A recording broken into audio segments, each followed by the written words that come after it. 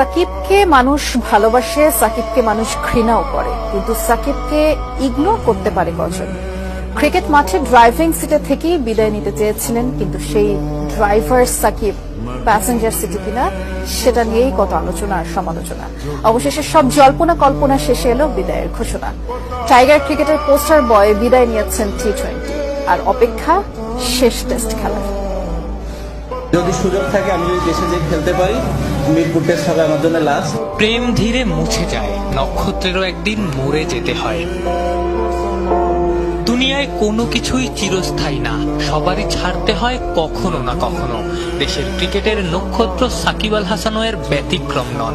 ছল ছল চোখেই সাকিবের মুখে উচ্চারিত হলো বিদায়। ড্রাইভার হিসেবেই থাকতে চেয়েছিলেন, কিন্তু শেষ একটা বছরের ড্রাইভার তো ননই। এক সময়ের বিশ্বসেরা অলরাউন্ডারকে প্রফিটেবল প্যাসেঞ্জার বলতেও আপত্তি থাকা লোকের অভাব নাই।